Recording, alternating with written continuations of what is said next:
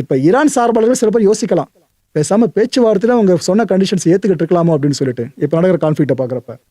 இது மாத்திர Vladimir Putin இருக்கார்ல, ரஷ்ய அதிபர், அவரு ஈரானோட பிரசிடென்ட் மசூத் பெசஷ்கியான் கிட்ட பேசியிருக்காருங்க போன்ல. அப்ப பாத்தீங்கன்னா கொல்லப்பட்ட சுப்ரீம் லீடர் அவர்களுக்கு ஆழ்ந்த இரங்கலை பதிவு பண்ணியிருக்காரு. அண்ட் இந்த ஈரான் அபிஷியல்ஸ்லாம் கொல்லப்பட்டாங்கல்ல, அவங்களுக்கான இரங்கலை பதிவு பண்ண கையோடு சிவிலியன்ஸ் கொல்லப்பட்டிருக்கான ஈரான்ல அவங்க சார்ந்த தன்னோட அனுதாபத்தை பதிவு பண்ணியிருக்காப்ல.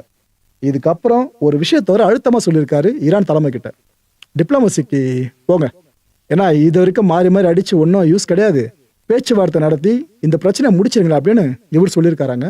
ஆக்சுவலா இதுக்கு பெசஷ்கியான் ரெடியா இருக்காரு, ஆனா அமெரிக்கா ரெடியா இருக்கணும்ல. இவங்க அமெரிக்கா ட்ரிகர் பண்ணி விட்ட மாதிரி ஆயிடுச்சுன்னா நடுவில் பேச்சுவார்த்தை அவ்வளோ வாய்ப்பு கொடுத்து நீங்க யூஸ் பண்ணிக்க மாட்டீங்க, எங்க கண்டிஷன்ஸ் ஒத்துக்க மாட்டேங்கிறது அமெரிக்கா படிக்க ஆரம்பிச்சது.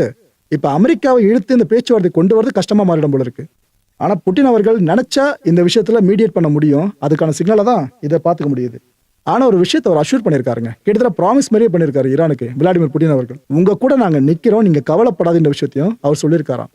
இந்த ரெண்டு தரப்பு, ஈரான் ரஷ்யா, இந்த ரெண்டு தரப்பு சார்ந்த கம்யூனிகேஷன்ஸ் இருக்குல்ல, இது சார்ந்து எப்பவுமே இழுக்கு வராதுன்ட்டும் அவர் அஷ்யூர் பண்ணியிருக்காப்லையா, யாரு விளாடிமிர் புட்டின் மசூத் அவர்களுக்கு.